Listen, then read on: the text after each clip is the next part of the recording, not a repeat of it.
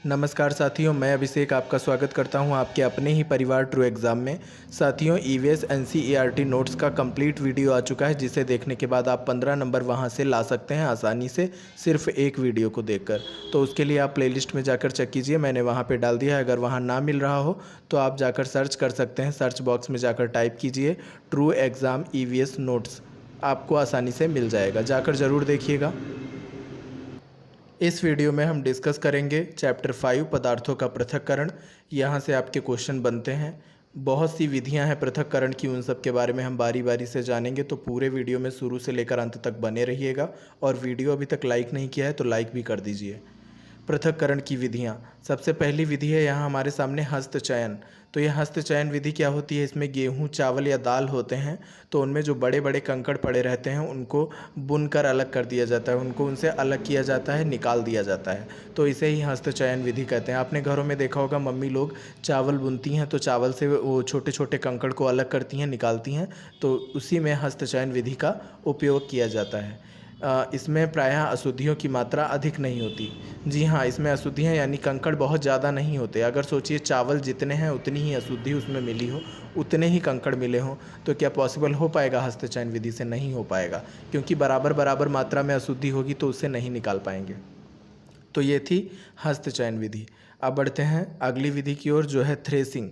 तो थ्रेसिंग क्या होती है? आपने गांवों में देखा होगा, अनाज के जो गट्ठर लगे पड़े रहते हैं, तो उनमें जो सूखे पौधों की डंडियों से अन्न कणों अथवा अनाज को पृथक करने के प्रक्रम को थ्रेसिंग कहते हैं। इस प्रक्रम में डंडियों को पीट कर अन्न कणों को पृथक किया जाता है। कभी कभी थ्रेसिंग का कार्य बैलों की सहायता से भी किया जाता है। अधिक मात्रा में अन्न कणों को डंडियों से पृथक करने के लिए थ्रेसिंग मशीनों का भी उपयोग किया जाता है। आपने देखा होगा पुराने टाइम पे जैसे अनाज होता था, तो उस टाइम पे क्या करता था किसान, कोई पत्थर या फिर कोई बड़ी चीज़ होती थी तो उस पर पटक पटक कर पौधों को, जो सूखे हुए होते हैं अनाज के, उनसे अनाज को अलग कर लेता था।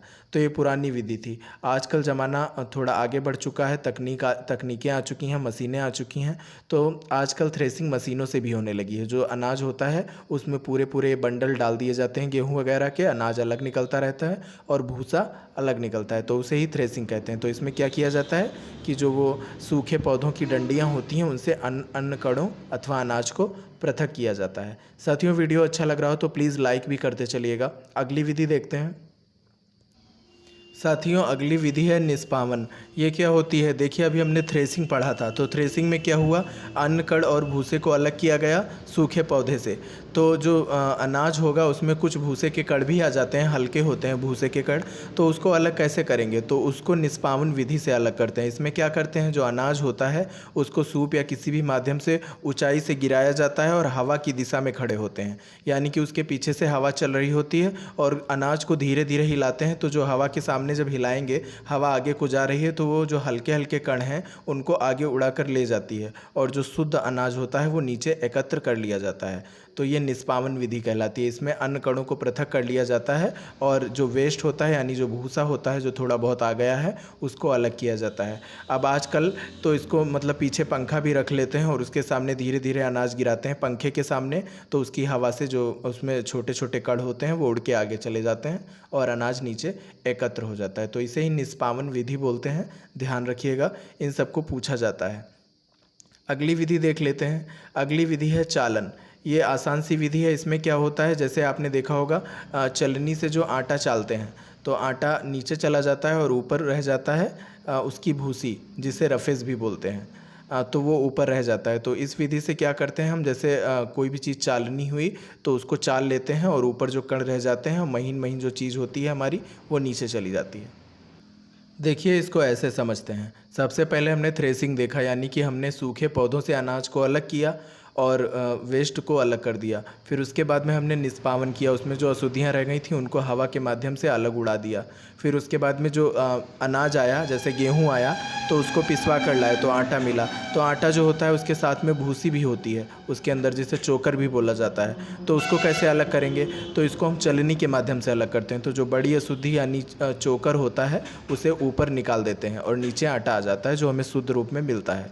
फिर उसके बाद सिर्फ इससे आटा ही नहीं चाल सकते हैं। आपने देखा होगा घर बनता है तो बड़ा सा चलना सा बनाया जाता है जिससे हम मोरंग चालते हैं। तो मोरंग में क्या होता है, जो मोरंग होती है वो नीचे चली जाती है और उसमें जो कंकड़ और भी चीज़ें मिली रहती हैं वो उसके ऊपर रह जाती जाती हैं। आपने देखा होगा किसी का घर बनते समय आपका खुद का घर बना होगा, इस विधि से कुछ इस तरीके से लगा लेते हैं, या दो लोग पकड़ लेते हैं तो उसमें मोरंग डालते हैं और उसको हिलाते हैं धीरे धीरे, तो नीचे मोरंग चल जाती है और ऊपर रह जाता है जो वेस्ट होता है वो बड़े बड़े कंकड़। तो इस तरीके से इसको अलग किया जाता है, तो इसे ही चालन कहते हैं। आगे है अवसादन, निस्तारण तथा निस्यंदन। इन तीनों के बारे में हम जानेंगे। सबसे पहले जानते हैं अवसादन क्या होता है। जैसे मान लीजिए दाल हुई, तो दाल ऐसे ही नहीं बना ली जाती है, उसमें कुछ धूल वगैरह लगी रहती है, तो उसे पहले हम धुलते हैं। तो इसके लिए क्या करते हैं, दाल में हम पानी डाल देते हैं। तो जब दाल में पानी डालेंगे तो उसकी जो धूल है उसमें मिल जाती है, घुल जाती है पानी में, और दाल नीचे बैठ जाती है। तो जो गंदा पानी हो गया इसी को अवसादन कहेंगे, यानी कि जो अशुद्धि थी उसको पानी में घोल दिया। लेकिन जब वो पानी है उसको बिना हिलाए धीरे से टेढ़ा करके गिरा देते हैं। जब हम इस तरीके से टेढ़ा करके जब हम उसको गिरा देते हैं तो उसको बोलेंगे निस्तारण, यानी कि अवसादित मिश्रण को बिना हिलाए जल को मिट्टी सहित उड़ेलने की प्रक्रिया।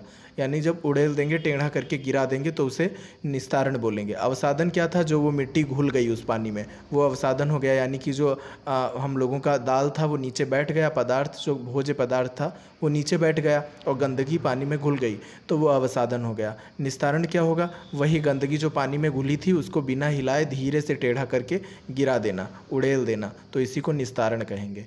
अब बचा हम लोगों का निस्यंदन।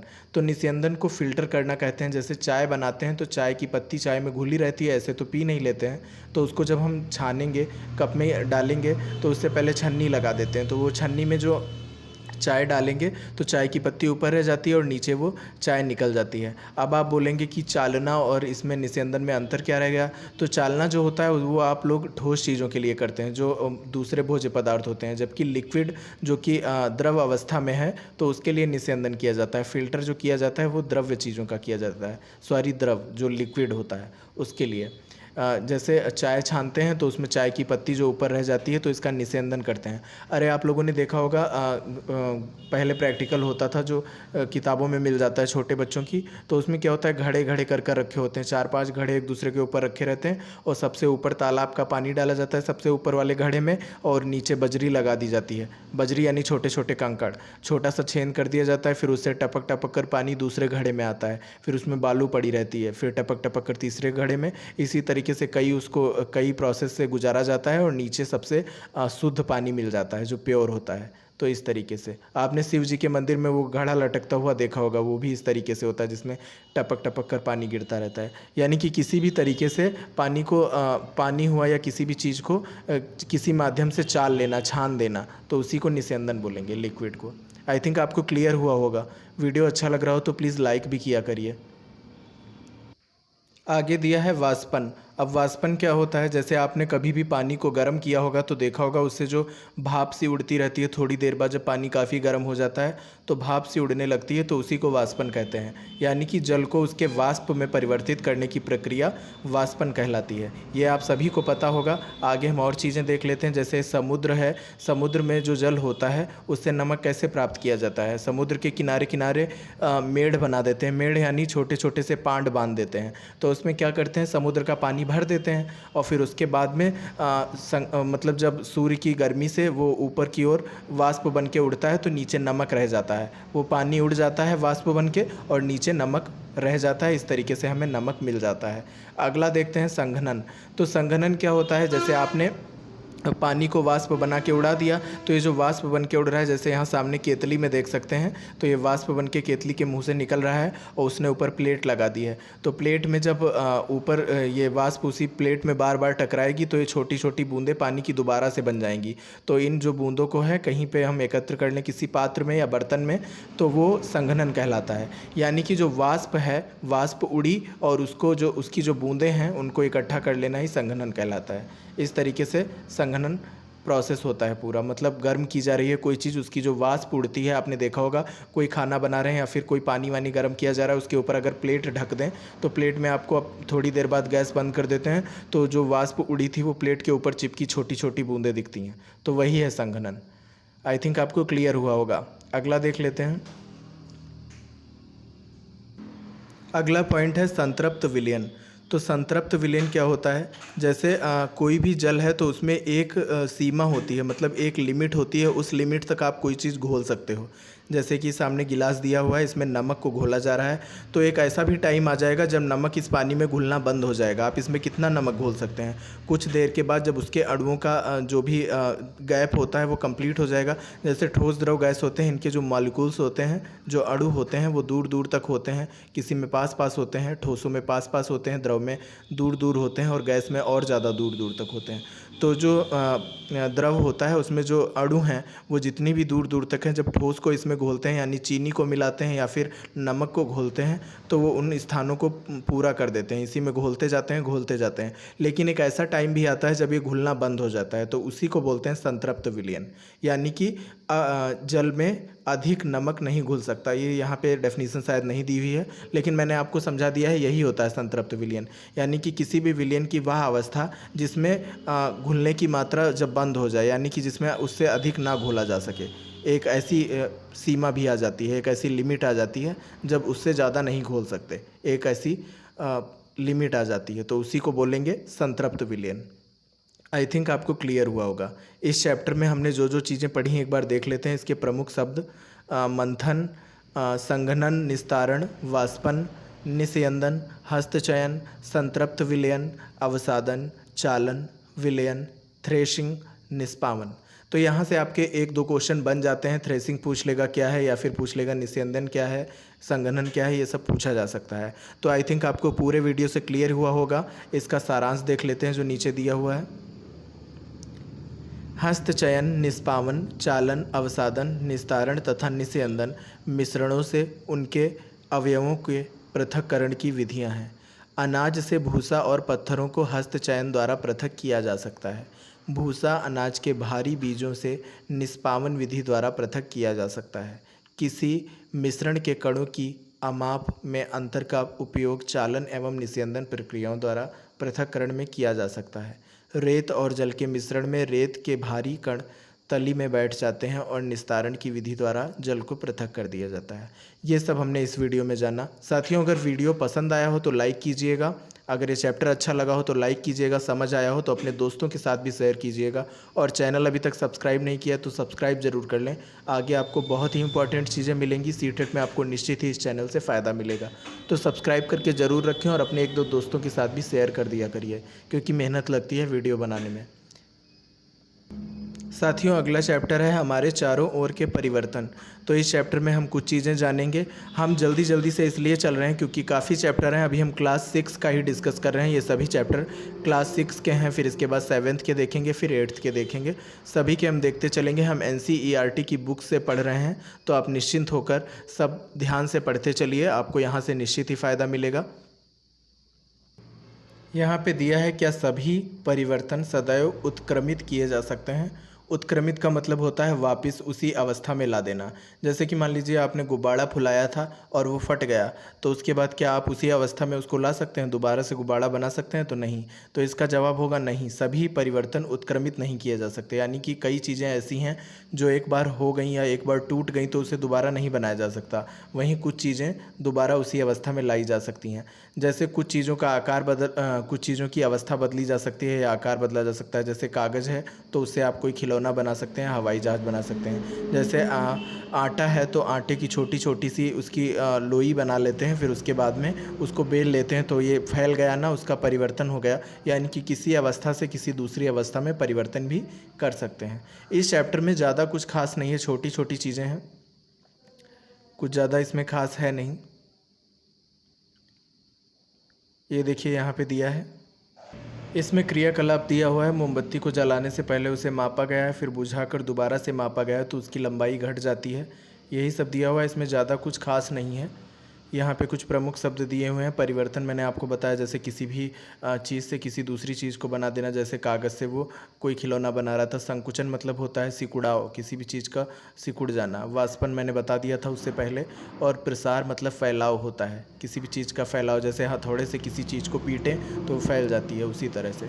गलन जो होता है, यानी जैसे बर्फ़ का पिघलना, इस टाइप का, तो वही गलन है। यहाँ कुछ ज़्यादा खास नहीं है। कुछ दो सारांश दिए हुए हैं, वो देख लेते हैं। कुछ परिवर्तनों को उत्क्रमित किया जा सकता है और कुछ को नहीं। उत्क्रमित मतलब किसी को पुनः उसी अवस्था में पहुंचाया जा सकता है और कुछ को नहीं। पदार्थों को गर्म करके या किसी अन्य पदार्थ के साथ मिश्रित करके उनमें परिवर्तन लाए जा सकते हैं। तो ये कुछ था इस चैप्टर में। चलते हैं अगले चैप्टर की ओर। यहाँ पे साग, झाड़ी एवं वृक्ष के बारे में जानेंगे। तो सबसे पहले बात करते हैं साग। साग क्या होता है? आपने पालक देखी होगी, पालक जो सब्जी मंडी से लेकर आते हैं, तो जो पालक होती है वो साग का ही उदाहरण है। इसमें क्या होता है, छोटे छोटे तने होते हैं और ये छोटा पौधा होता है इसका। तो इसके तने कोमल होते हैं, बहुत ज़्यादा कठोर नहीं होते हैं। यहाँ पे आपके सामने एक चार्ट दिया हुआ है, इसमें दिया है टमाटर का जो पौधा है वो भी साग में ही आएगा। छोटा सा होता है और उसकी जो तने हैं वो कोमल होते हैं, कठोर नहीं होते हैं। वहीं अगर नींबू की बात की जाए तो नींबू झाड़ी है। झाड़ी मतलब इसके कने थोड़े तो तने जो होते हैं वो थोड़े कठोर होंगे और ये ज़्यादा लंबा नहीं होगा, यानी कि किसी पौधे के इतना लंबा नहीं होगा। ये साग से तो थोड़ा लंबा होगा लेकिन पौधे से छोटा होगा। वहीं पौधे की बात करें, वृक्ष की बात करें, तो ये जैसे आम का वृक्ष हो गया या किसी कोई और वृक्ष हो गया, तो इनके जो तने होते हैं वो कठोर होते हैं और ये लंबाई इनकी बहुत ज़्यादा होती है। इनकी लंबाई साग और झाड़ी से ज़्यादा होती है। तो आपको इन तीनों में मेन डिफरेंस यही याद रखना है कि साग जो होते हैं वो अत्यंत छोटे होते हैं, बहुत छोटे होते हैं और उनके जो तने होते हैं वो बहुत ही कोमल होते हैं। झाड़ी होते हैं तो वो जो पौधे हैं मतलब वृक्ष हैं उनसे थोड़ा छोटी होती हैं और साग से बड़ी होती हैं, लेकिन इनके तने जो होते हैं वो थोड़े कठोर होते हैं, यानी इतनी आसानी से नहीं टूटेंगे। और जो वृक्ष होते हैं वो लंबे होते हैं और इनके तने काफ़ी कठोर होते हैं, उनको आप ऐसे मोड़ के तोड़ नहीं सकते हैं क्योंकि वो काफ़ी मजबूत होते हैं। तो साग, झाड़ी और वृक्ष में आपको अंतर समझ आया होगा। यहाँ पे देखिए आपके सामने दिए भी हैं चित्र में। ए वाला है वो साग है, यानी जो बहुत ही कोमल है और छोटा होता है, और वहीं झाड़ी ये थोड़ा सा चारों तरफ से फैली रहती है और पौधे मतलब वृक्ष से थोड़ी छोटी और साग से बड़ी, और इसके तने थोड़े मजबूत होते हैं। और वृक्ष काफ़ी लंबा और मजबूत तने वाला होता है। ये आपके सामने चित्र दिया हुआ है। वीडियो अच्छा लग रहा हो तो प्लीज़ लाइक भी करिए। अब कुछ ऐसे भी पौधे होते हैं जो सीधे खड़े नहीं हो सकते, यानी कि वो बहुत ही ज़्यादा मुलायम होते हैं, वो फैल जाते हैं, तो उनको विसर्पी लता कहते हैं। कमज़ोर तने वाले पौधे जो सीधे खड़े नहीं हो सकते, ये भूमि पर फैल जाते हैं, इनको विसर्पी लता कहते हैं। तो विसर्पी लता क्या है, ये आपके सामने ये देखिए यहाँ पे बना हुआ है, जैसे खरबूजा हुआ तो इसकी ये विसर्पी लता है। आगे दिया है, जबकि कुछ पौधे किसी की मतलब किसी भी चीज़ का सहारा दे दो उनको, यानी कि जहाँ पे वो निकले हैं उसके पास में कोई चीज़ रख दीजिए, बड़ा सा बांस रख दीजिए या फिर कोई सहारा दे दीजिए, तो उन्हीं पे फैल जाते हैं, उन्हीं की सहायता से ऊपर चढ़ जाते हैं। तो ऐसे पौधों को क्या कहते हैं? ऐसे पौधों को आरोही कहते हैं, इनको आरोही कहा जाता है। ये साग, झाड़ी और पेड़ों से अलग हैं। तने की बात करें, किसी भी पौधे के जो तना होता है उसी से शाखाएं, कली, फल व फूल लगे होते हैं। आपने देखा होगा उसी के किनारे से छोटी छोटी शाखाएं निकली रहती हैं, तने से ही जुड़ी रहती हैं। फल, फूल वो सभी तने में ही लगते हैं, पत्तियां भी इसी से निकली होती हैं। तो ये जो तना होता है इसका क्या काम होता है? ये जड़ जो होती है वो ज़मीन से जो पोषक तत्व खींचती है, तो ये तना विभिन्न भागों तक ले जाता है। पौधे के विभिन्न भागों तक तना पोषक तत्वों को ले जाता है, जल का, खनिज लवणों का, हर जगह ये पहुंचाता है। तना जो माध्यम है चीज़ों को पहुंचाने का। अब इसका क्रियाकलाप यहाँ पे किया गया है, ये देखिए, किसी भी चीज़ को तने पर से काट लिया गया है, किसी पौधे को, फिर उसको रंग से भरे हुए एक ग्लास में रख दिया गया है। आप कुछ घंटों बाद देखेंगे कि ये जो रंग है तो पत्तियों में हर जगह पे पहुंच चुका है, ये दूसरे कलर की हो गई हैं। क्यों? क्योंकि ये तना जो है वो पानी को खींच रहा है ऊपर और पौधे के विभिन्न भागों तक पहुंचा रहा है। तो यही तने का काम होता है और इसी तने में आपकी जो हर चीज़ है, जैसे पत्तियां हुई, शाखाएं हुई, कली, फल, फूल, ये सब लगे रहते हैं। तो तने का ये काम था। आगे बढ़ते हैं। अब बात करते हैं पत्ती की। तो पत्ती क्या होती है? पत्ती होती है वह जहाँ से तने से जुड़ी रहती है उसे पर्णवृंत कहते हैं, और जो पत्ती का चपटा हरा भाग होता है उसे फलक कहते हैं। ये देखिए आपके सामने एक पत्ती का चित्र बना हुआ है। इसके जो किनारे हैं जैसे यहाँ पे, उसको पटल बोलते हैं, और जो ये लंबा सा दिख रहा है, जैसे आपने कभी पत्ती तोड़ी हो तो देखा हो, तो जहाँ से वो तने से जुड़ी होती है उसको क्या बोलते हैं? उसको पर्णवृंत बोलते हैं। और आगे जो ये फैल जाती है, इसका जो फैला हुआ भाग है पूरी पत्ती का, तो इसको बोलते हैं फलक। यहाँ पे मैं आपको पत्ती दिखाता हूँ। कई तरह की पत्ती होती हैं, जैसे आपने पीपल की पत्ती देखी होगी और मक्का का अगर आपने पौधा देखा हो तो उसकी पत्ती, या फिर गन्ने की जो पत्ती होती है, उन दोनों में अंतर होता है। पीपल की जो पत्ती होती है उसमें आपने देखा होगा बीच में एक लाइन सी है और किनारे से कई लाइन निकली हैं। लेकिन जो गन्ने का या फिर मक्का का पौधा होता है या फिर घास होती हैं जो आपकी, वो लंबी लंबी सी, तो उनमें बीच में सिर्फ एक लंबी सी लाइन होती है और छोटी छोटी लाइंस नहीं होती हैं। तो दोनों पत्तियों में ये डिफरेंस होता है। दोनों पत्तियाँ अलग अलग हैं। जिस तरह से ये पत्तियाँ अलग हैं उसी तरीके से इनकी जड़ भी अलग होंगी। अभी जब हम आगे जड़ के बारे में जानेंगे तो बताएंगे कि दो तरह की जड़ भी होती हैं। तो उनमें जो ये बीच से लाइन है और किनारे जो ये छोटी छोटी लाइन्स है, इनकी जड़ अलग होगी, और जो सीधी ये पत्ती है इसकी जड़ अलग होगी। तो आगे हम अभी जानेंगे। अब जो पत्तियां होती हैं इनका काम क्या होता है, ये भोजन बनाती हैं। तो भोजन कैसे बनाती हैं? सूर्य के प्रकाश की उपस्थिति में, यानी जो सूर्य का प्रकाश होता है और ये अपने हरे रंग में जो इनमें क्लोरोफिल उपस्थित होता है, उसकी उपस्थिति में ये कार्बन डाइऑक्साइड व जल बनाती हैं।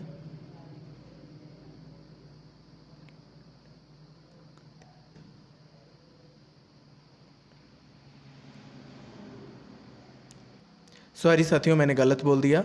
सूर्य का प्रकाश और हरे रंग का जो एक पदार्थ होता है जिसे क्लोरोफिल बोलते हैं, इसकी उपस्थिति में जल एवं कार्बन डाइऑक्साइड का उपयोग करके भोजन बनाती हैं, जिसे प्रकाश संश्लेषण कहते हैं। मैंने गलत बोल दिया, उसके लिए सॉरी। आगे देखते हैं। अब हम जड़ को देख लेते हैं। हमने पत्तियों को पढ़ते टाइम पे देखा था कि बताया था कि जड़ का आगे उपयोग होने वाला है। तो जड़ जो हैं, तो जड़ दो तरह की होती हैं, मूसला जड़, रेशेदार जड़। मूसला जड़ क्या होती है? ऐसी जड़ जैसे ए चित्र में दिख रही है, मतलब लंबी सी नीचे गई होती है और इसके किनारे से छोटी छोटी जड़ें निकली होती हैं, बीच में एक मोटी जड़ होती है। तो ऐसी जड़ आपने कई पौधों में देखी होगी। किन किन में देखिए, मुझे कमेंट बॉक्स में कमेंट करके बताइएगा। और इधर ये जो दूसरा दिया हुआ है रेशेदार जड़, ये कैसी होती है? ये छोटी छोटी सी जड़ होती है, किनारे से निकली रहती है और इसमें कोई बीच में मोटी जड़ नहीं होती। ये सब छोटी छोटी सी होती है। इसको ज़रा सा आप पकड़ेंगे तो ये मिट्टी से बाहर निकल आती है। मैंने आपको बताया था, इनकी पत्तियों को आप ध्यान से देखिए। जो ये इधर मूसला जड़ है, इसकी पत्तियाँ वही पत्तियाँ हैं जैसे पीपल की पत्तियाँ थीं। जितने भी पौधों की पत्तियाँ ऐसी होती हैं जिनमें बीच में एक लाइन रहती है और किनारे से और लाइनें होती हैं, उनकी जड़ें मूसला जड़ होती हैं। ये पेपर में पूछा जाता है। रेशेदार जड़ की बात करें तो ऐसी पत्तियां जो लंबी होती हैं और बीच में सिर्फ एक लाइन होती है, उनमें रेशेदार जड़ पाई जाती है। रेशेदार जड़ जो आपके सामने है। तो आई थिंक आपको यहाँ से क्लियर हुआ होगा। बढ़ते हैं आगे, पुष्प की ओर चलते हैं, यानी फूल। ये देखिए यहाँ पे पुष्प है। हमने तना, पत्ती, जड़ सब कुछ डिस्कस कर दिया है। बात आती है फूल की। यहाँ पे आपके सामने एक पुष्प का चित्र दिया हुआ है। तो यहाँ पे जो ये बाहर से इसकी पंखुड़ियाँ दिख रही हैं, इन्हें बाह्य दलपुंज बोलते हैं। और ये जो किनारे से ग्रीन ग्रीन से दिख रहे हैं, ये जो ऊपर को गए हैं, इनको पुंकेसर बोलते हैं। और ऊपर ये जो गोल गोल से लगे हैं, मतलब लंबे लंबे से, इनको परागकोश बोलते हैं। और नीचे ये जो बीच में लंबा सा दिख रहा है आपको, ये बीच में जो संरचना सी है, इसे स्त्री केसर बोलते हैं। स्त्री केसर के अन्य भाग होते हैं, उनको हम देख लेते हैं। ये जो स्त्री केसर होता है, इसमें जो गोल बल्ब सा होता है, इसे अंडाशय बोलते हैं। और ऊपर जो ये गोल गोल सा है छोटा, इसे वर्तिकाग्र बोलते हैं। और ये जो लंबी सी नली होती है, इसे वर्तिका कहते हैं। इसी वर्तिका के अंदर बीजांड होते हैं। बीजांड मतलब ये देखिए यहाँ पे कटा हुआ दिखाया गया है, इसको काट के, तो इसके अंदर ये बीजांड होते हैं। इस चित्र के माध्यम से आप आसानी से समझ सकते हैं। स्त्री केसर बीच में होता है, उसके आसपास से जो निकले हैं वो पुंकेसर होते हैं, और जो बाहर की पत्तियां होती हैं उन्हें बाह्य दल पुंज कहा जाता है। तो आई थिंक आपको क्लियर हुआ होगा। ये चैप्टर इतना ही था। आगे कुछ इंपॉर्टेंट चीज़ें हैं, वो देख लेते हैं। इस चैप्टर में हमने जो चीज़ें देखी वो हैं आरोही, संवहन, विसर्पी लता, रेशेदार जड़, शाक, पार्श्व जड़, मध्य सिरा, सिरा विन्यास, बीजांड, समांतर सिरा विन्यास, पंखुड़ियाँ, पर्णव्रत, प्रकाश संश्लेषण, स्त्री केसर, जालिका रूपी सिरा विन्यास, बाह्यदल, झाड़ी, पुंकेसर, मूसला जड़, वाष्पोत्सर्जन, वृक्ष, सिरा। आगे इसका सारांश दिया हुआ है। सामान्यतः पौधों का वर्गीकरण उनकी ऊंचाई, तने एवं शाखाओं के आधार पर शाक, झाड़ी एवं वृक्ष में किया जाता है। मतलब उनकी ऊंचाई, ये सब मैंने आपको बताया था। ऊंचाई, तना कैसा है, कठोर है, मुलायम है, उस हिसाब से। तने पर पत्तियां, पुष्प और फल होते हैं। सामान्यतः पत्ती में पर्णव्रत और फलक होते हैं। पत्ती में सिराओं का प्रतिरूप सिरा विन्यास कहलाता है या जालिका रूप अथवा समांतर हो सकता है। यानी कि पत्तियां मैंने आपको बताई थी 2 तरह की होती हैं, एक जालिका वाली जिसमें बीच में एक लाइन होती है, किनारे से सिराएं निकली रहती हैं, और एक समांतर होती है यानी लंबी सी होती है, बीच में एक लाइन रहती है। पत्तियां वाष्पोत्सर्जन क्रिया द्वारा जलवाष्प को वायु में निष्कासित करती हैं। हरी पत्तियां सूर्य के प्रकाश की उपस्थिति में वायु एवं जल से प्रकाश संश्लेषण क्रिया द्वारा भोजन बनाती हैं। जड़ें मिट्टी से जल एवं खनिज पदार्थों का अवशोषण करती हैं तथा पौधों को मिट्टी में दृढ़ता से जमाए रखती हैं। अब जड़ों का क्या काम होता है, वो नीचे से खनिज लवण और जल का अवशोषण तो करती हैं, साथ में पौधे को कस के जमाए रखती हैं, मिट्टी को कस के पकड़ के रखती हैं कि वो आंधी तूफान में जल्दी टूटे ना। जड़ें मुख्यतः 2 प्रकार की होती हैं, मूसला और रेशेदार, ये मैंने आपको बताया था। जालिका रूपी सिरा विन्यास युक्त पत्तियों वाले पौधों की जड़ें मूसला होती हैं, जबकि समांतर सिरा विन्यास वाले पौधों की जड़ें रेशेदार होती हैं। ये भी मैंने आपको बताया था कि जिनमें जाली जाली सी बनी होती, बीच में एक लाइन किनारे से, तो उसकी जड़ें मूसला होती हैं, और जो समांतर पत्ती की होगी उसकी जड़ें रेशेदार होंगी। जो छोटे छोटे रेशे निकले होते हैं, आसानी से उसको आप थोड़ा सा खींचेंगे वो निकल आएगी मिट्टी से बाहर। तने द्वारा जड़ों की पत्तियों को जल तथा पत्तियों से भोजन पौधों के अन्य भागों तक पहुंचाया जाता है। तनों के माध्यम से जो भी चीज़ें हैं जो जड़ों के माध्यम से नीचे आती हैं, तो पौधों के विभिन्न भागों तक वो तने के माध्यम से पहुंचाया जाता है। पुष्प के विभिन्न भाग हैं। पुष्प के भाग पूछा जाए, जैसे आपसे क्वेश्चन पूछा जा सकता है, निम्न में से पुष्प का भाग कौन नहीं है, तो पूछ लेगा बाह्यदल, पंखुड़ी, पुंकेसर, स्त्री के पुंकेसर, या फिर पूछ लेगा कुछ और ऑप्शन में रख सकता है, जैसे पूछ लेगा कि या फिर किसी भी तरह से क्वेश्चन बना सकता है। तो हमें ध्यान में रखना है कि पुष्प के जो भाग हैं वो बाह्यदल यानी उसकी पंखुड़ियाँ, पुंकेसर, स्त्री केसर, ये सब। आई थिंक आपको ये पूरा चैप्टर क्लियर हुआ होगा। इस वीडियो में जितने भी चैप्टर पढ़ाए गए हैं आपको क्लियर हुए होंगे। वीडियो अच्छा लगा हो तो प्लीज़ अपनी तरफ से लाइक कीजिएगा। आपको कोई सुझाव देना है या फिर मैंने कुछ गलत बोल दिया हो तो प्लीज़ नीचे कमेंट करके बताइएगा, और अपने दोस्तों के साथ ज़रूर शेयर कीजिएगा। चैनल अभी तक सब्सक्राइब नहीं किया है तो सब्सक्राइब कर लीजिए। आगे आपको और भी इंपॉर्टेंट चैप्टर्स मिलने वाले हैं और भी चीज़ों के, तो बने रहिए साथ में, चैनल सब्सक्राइब कर लीजिए। मिलते हैं अगले वीडियो में, तब तक के लिए धन्यवाद। जय हिंद, जय भारत।